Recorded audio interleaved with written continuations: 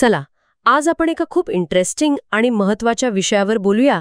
मुंबईची जीवनरेखा तानसा धरण. आपल्याकडे जी माहिती आहे ती सांगते की हे फक्त एक धरण नाहीये.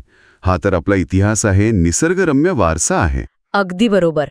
ठाणे जिल्ह्यात आहे हे, शहापूर तालुक्यात. हो. मुंबईपासून कितीसं दूर असेल?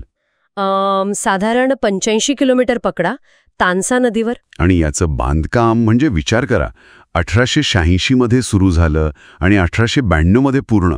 हो, म्हणजे 130 वर्षांपेक्षाही जुनं ब्रिटिश काळातलं बांधकाम. आज आपण याच धरणाबद्दल जरा खोलात जाऊन बोलूया. नक्कीच. आणि एक खास गोष्ट म्हणजे हे गुरुत्वाकर्षण प्रकारचं धरण आहे. अच्छा, म्हणजे काय नेमकं? म्हणजे बघा, याचं जे प्रचंड वजन आहे ना, त्याच वजनाने हे पाण्याला अडवतं. कोणती वेगळी यंत्रणा नाही.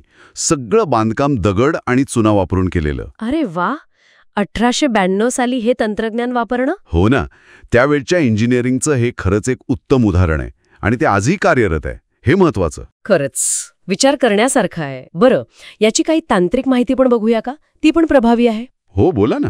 उंची आहे 41.15 मीटर, म्हणजे साधारण 135 फूट. हां. आणि लांबी तर तब्बल 2835 मीटर आहे, म्हणजे जवळपास 3 किलोमीटर. हो, 9300 फूट. प्रचंड लांब आहे हे धरण. त्याची भव्यता या आकड्यांवरूनच कळते. आणि एवढ्या मोठ्या धरणाची पाणी साठवण क्षमता ती पण तशीच मोठी असणार. अगदी. एकूण क्षमता जवळपास 18,46,00,000 लिटर आहे. पण यातलं सगळंच पाणी वापरता येत नाही. म्हणजे यात एक मृत साठा असतो, जो धरणाच्या अगदी तळाशी असतो. तो सहसा काढता येत नाही.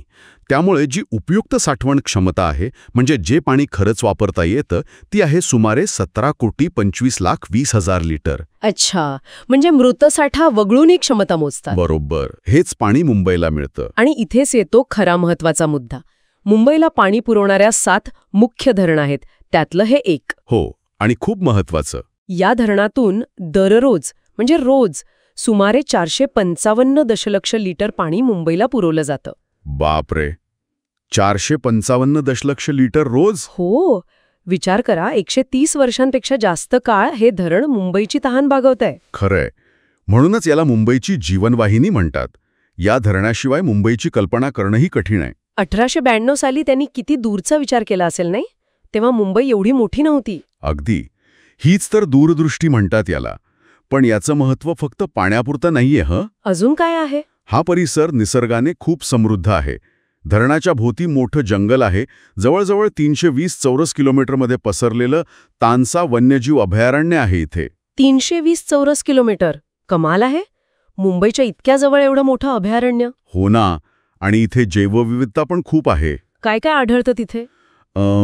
साधारण 250 पेक्षा जास्त प्रकारचे पक्षी आहेत. अनेक स्थलांतरित पक्षी पण येतात.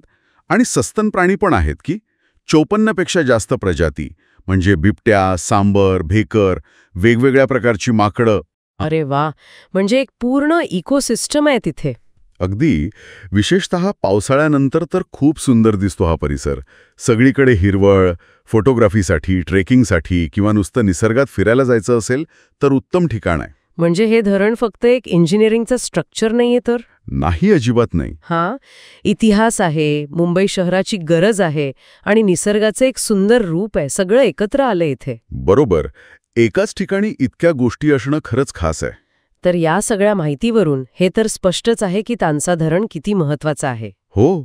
आणि हे आपल्याला एका विचाराकडे घेऊन जातं. काय? की 130 वर्षांपेक्षा जुनं धरण आजही एवढ्या मोठ्या शहराची गरज भागवतोय, हे खरंच कौतुकास्पद आहे. पण आता भविष्यात काय? बदलतं हवामान आहे, पाऊस कधी जास्त कधी कमी, शहरांची वाढ होतीये. बरोबर. म्हणजे या जुन्या पण महत्वाच्या धरणांवरचा ताण वाढणार आहे. नक्कीच. मग प्रश्न उरतो की अशा ऐतिहासिक आणि महत्वाच्या वास्तूंची काळजी कशी घ्यायची? त्यांची क्षमता कशी टिकवून ठेवायची? भविष्यातल्या आव्हानांसाठी त्यांना कसं तयार करायचं? हो, हा वारसा पुढच्या पिढ्यांसाठी जपणं ही आपली जबाबदारी आहे. हा खरेच एक विचार करण्यासारखा मुद्दा आहे. अगदी. याच विचारासोबत आज आपण इथे थांबूया.